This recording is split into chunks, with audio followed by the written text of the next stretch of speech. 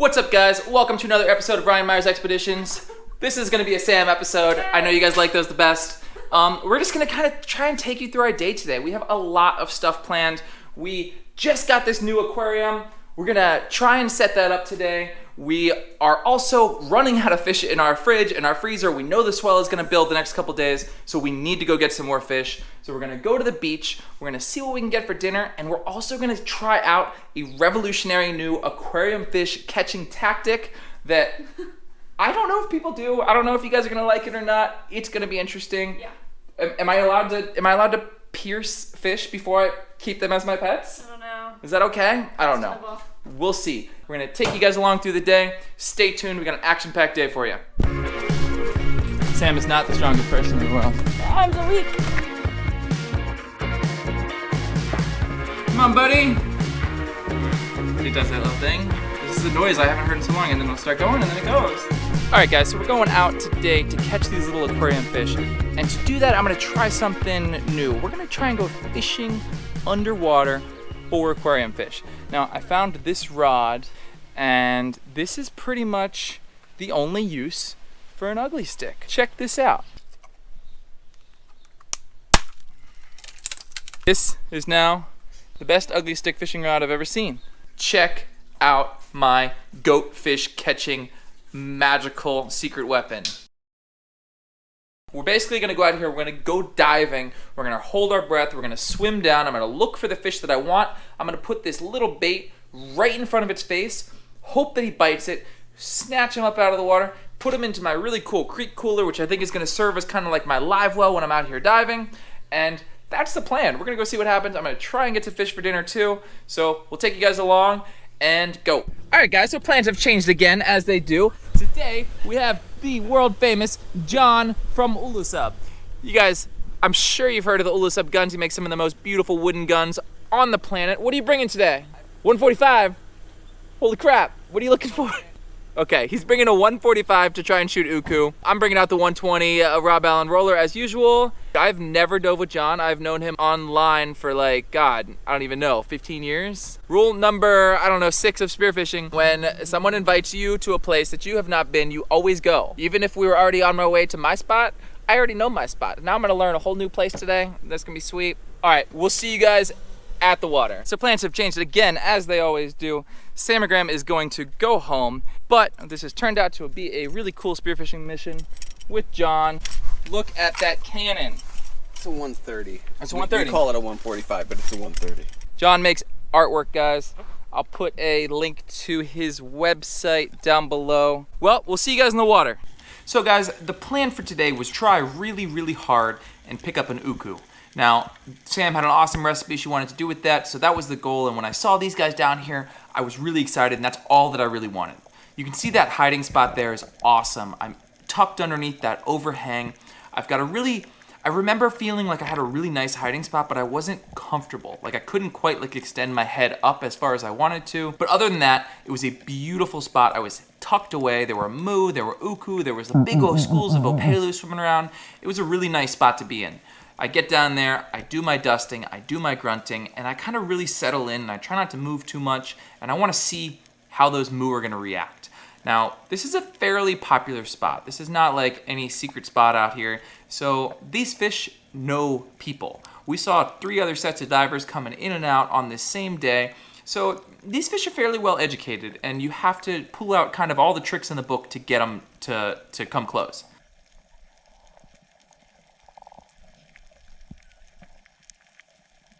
I was really settling in down there, trying to relax, try to wait and see kind of what happened.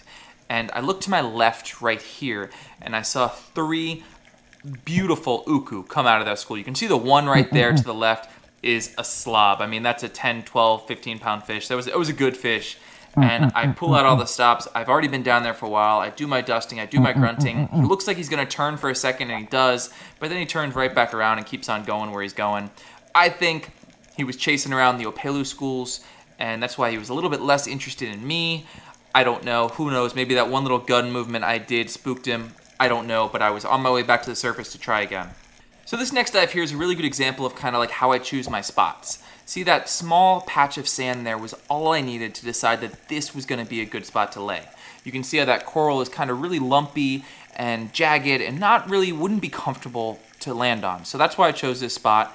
And this was right after those ukus. So I was kind of like, that's all I had in my mind.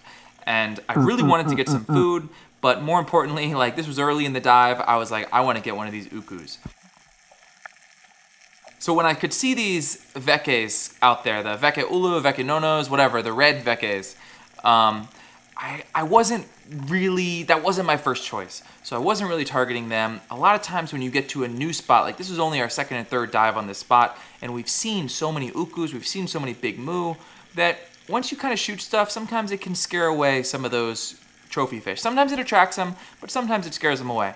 So if you want the big fish, you gotta let the little ones swim by, and that's kind of what I was doing here, was I was waiting down there to see if those moo and uku would come in, while passing up on some of these other fish that maybe normally I would have shot at.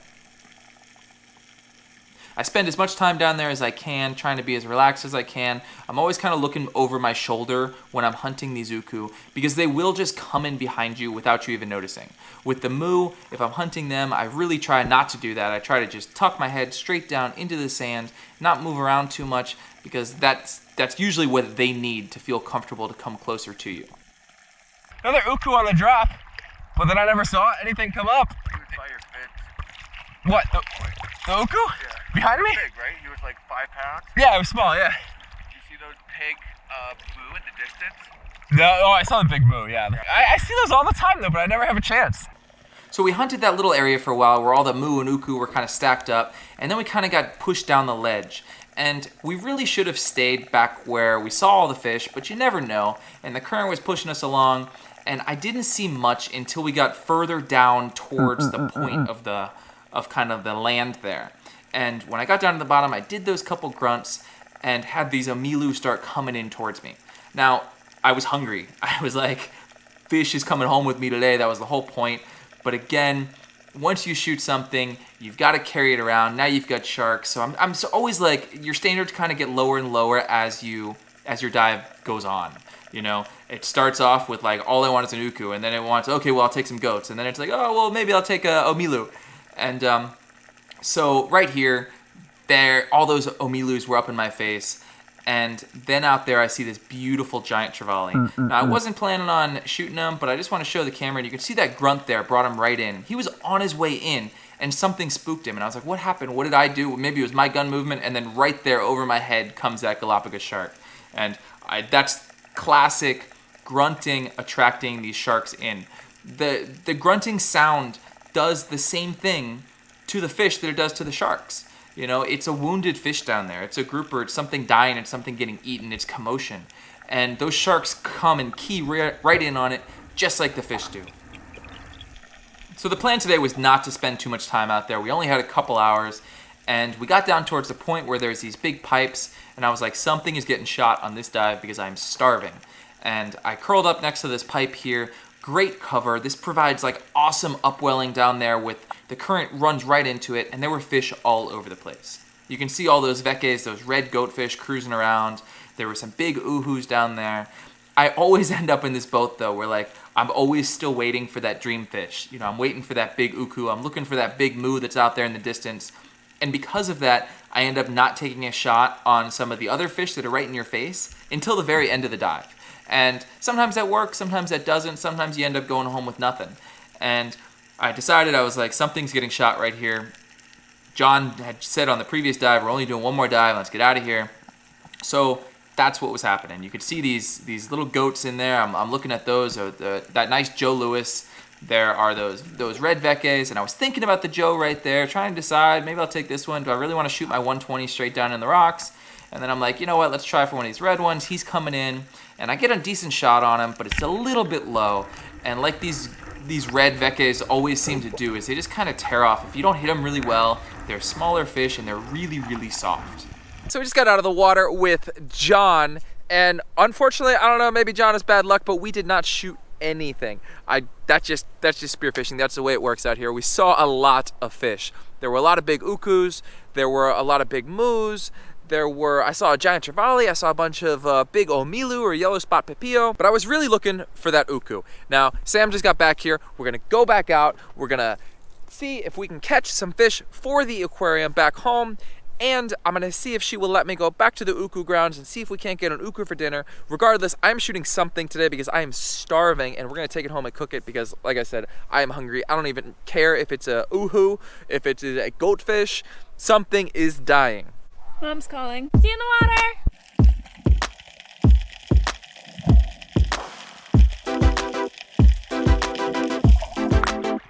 I have no idea what I'm doing.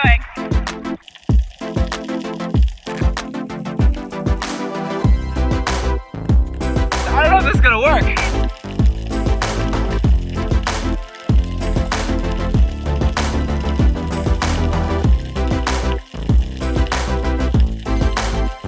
too smart for us.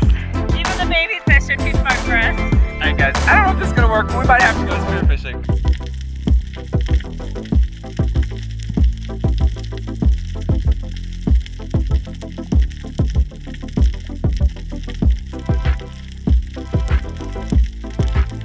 Nothing's interested. Well, let's go shoot a fish and get out of here. So right after failing on the aquarium fish, I decided to see if I could find that same area that I was on earlier with John and see if I could go land some of those uku.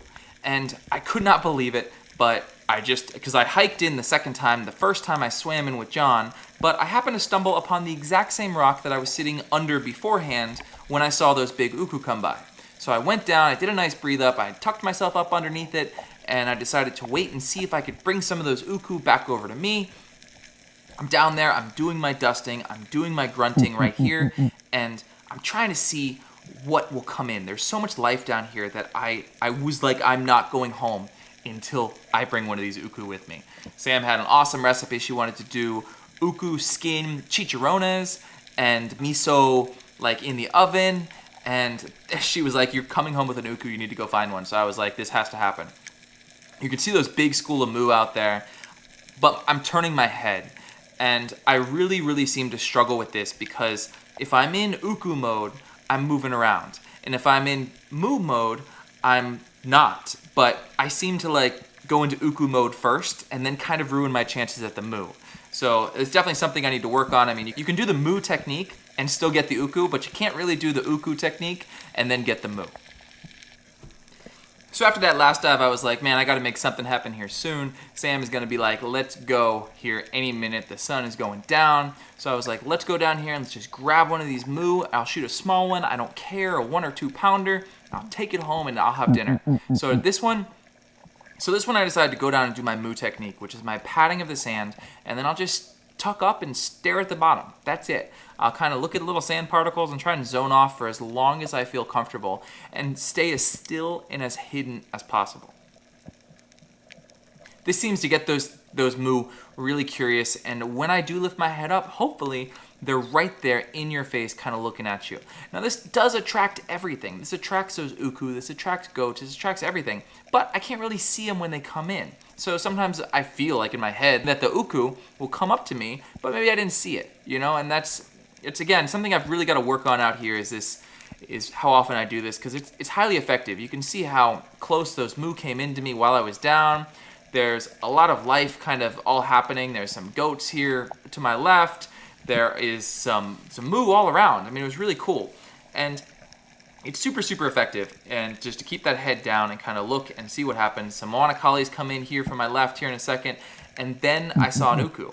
And that's why I started doing the grunting again and trying to get that thing to come in. And I don't know what was going on. I don't know why. Normally, I can really sit down there and outweigh them and make them curious. And I can make it happen. But this uku just did not want to play with me today. I don't know what it was, but it was kind of driving me crazy. It's one of those things like when you want it so bad, you know, you screw it up. If I'm out there and I'm not looking for uku, they're like in my face. You can see that one last ditch effort. I'm crawling out. I do some scratching. Does not happen. Moo, uku, Moana collies. What happened? I don't know. So I know I'm running out of time now, and I know I've only got a few more dives. The sun is going down. Sam is getting itchy. She's ready to go home. And I find that little sand pocket down there, and my standards have come way down. Now I'm like, I will shoot anything for food at all whatsoever because I am starving. So I'm down there, I'm chilling, I do my little dusting, I'm grunting, I'm hanging out, and I see this papillo you'll see come in here, which is like that omilu, that blue spotted trevally, and I was like, oh, this is my fish. This is the one coming home with me. I don't care anymore. This is dinner. There he is up there. I do some grunts to try and attract him, and he doesn't want to come in. I could not believe it. I'm like, normally they're in my face everywhere. There's that tiny Moana collie there again, but I decided he was kind of too small to shoot. And this papillo would not come over. You can see he's just cruising. He's hanging out on his kind of edge. I was really struggling today, and I don't know why. I was, no real explanation for it. But there was a lot of life. The sun was really low. I should have had plenty of fish by now. You can see though, I'm moving around quite a bit. I'm not doing that moo technique. I'm not really still. But those moo out there to my right are kind of still coming in. They're kind of curious. I don't know why. I didn't deserve them to come in. But you can see right here, I look up and I got my gun way up over the rock, not hidden, everything's fully exposed. And that moo is just kind of real curious right there, right above the gun tip. And he comes and he does this turn right now, and I don't know why he did this. I did not deserve it, but he came in, he got close enough for a shot, and I was able to put a shot in a beautiful, like 3-pound moo, and that was it. That was all I needed. That was dinner for me and Sam. I was stoked. This was the last dive of a very long day, and I was going home with some fish. It was pretty epic. Looks like dinner! Woohoo! That's a good one. Yeah, big enough for 2 of us? Yeah, I think so. How are we gonna cook them? I have no idea. All right, guys. Well, that was semi-successful.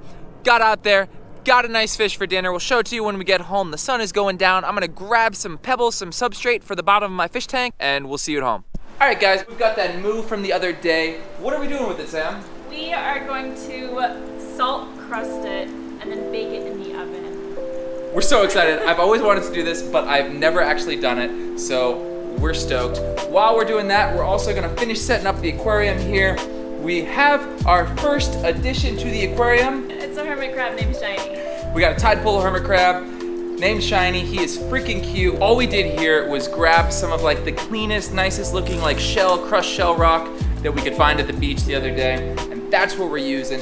That's it. Everything's gonna come from kind of around here, whatever we can find. We're gonna start putting some rocks in there and some different shells and kind of whatever we find out here along the coast. All right, guys, while Ryan finishes putting the substrate in, I'm gonna start cooking. Preheat that oven to 400 degrees.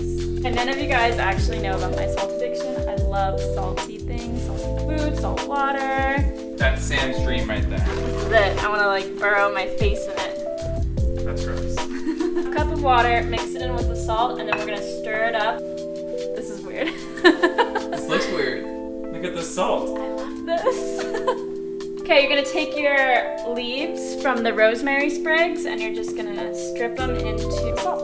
And then we're gonna mix it up, same thing with the thyme and 2 of the bay leaves. Mix that all in. This is the fun part. So we're gonna put half of the salt mixture on the bottom of this pan, and then we're gonna put the fish on top, and then the rest of the salt mixture is gonna go on top of the fish. More spices on top, more rosemary and thyme. Woo! I'm adding some citrus. I'm excited. Moo bottom.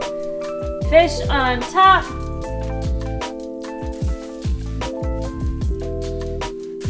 It's pretty. All right, he's going into the oven. Check back later. Okay guys, we are taking this fish out of the oven. We have to crack off the top layer of salt, and then Ryan is going to scoop off a fillet from the top of the fish with a spatula. I don't know. We're in this together, guys. Let's see what happens. Whoa. Oh, it's hard. I feel like you should do the honors. Oh, I'm gonna do the honors. I'm scared. You ready? Oh, it's so hard. That's what she said. I don't know what to do.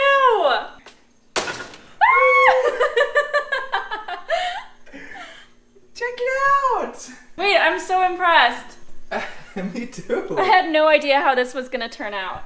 I guess we're just gonna have to see how it tastes now. Yeah. Looks good. Smells good. It does smell good. Okay. I don't even know how to do this. We're gonna have you do it. Okay. Okay, like I said before, we're gonna have Ryan take off the fillet. That's what it says in the recipe, so we'll see what happens. All right, we're gonna do this European style. I'm gonna pretend like I'm at a restaurant in Greece or Portugal. All right, you guys ready for this?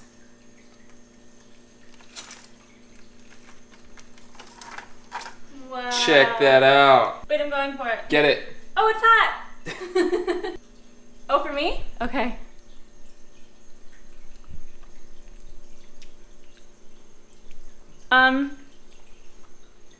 Is it okay? It tastes like fish. Oh, I hate that. It tastes like fish. In Greece, one time I took my prized fish to the restaurant. I gave it to them. I was like, cook it, however you guys cook fish. They basically just cooked the fish. They didn't put anything on it. They brought it back. It was a whole fish cooked, and I was like, well, what am I supposed to do with this? It tastes like fish. All right, hold on. So this is that same sauce that I keep using, the sambal with onion and soy sauce. Oh, we got it. Good? Doesn't taste like fish anymore. It's much better. It's got lots of tenderness. By that, she means it's overcooked. It's not overcooked. Do you think it's overcooked? I don't know. It's really good. I don't think it's overcooked. It's moist. It's really good. It's a little plain. It is plain. It definitely needs some type of sauce to dip into. We used just our sambal and shoyu combination that we like so much, and honestly, like that gives it plenty of flavor. It's great. It's good. It's great. Well, guys, that was an awesome new recipe. Came out awesome for our first time. Delicious fish. We're gonna eat the heck out of it. Yeah, it is good. I worked so hard for this fish. You guys saw that in the video, and if you stuck around this long, thank you guys so much. You guys are awesome. You guys are the reason we do this. As always, give it a like if you liked it. Let us know what you think in the comments below. Make sure you're subscribed, because we got a lot more coming for you guys.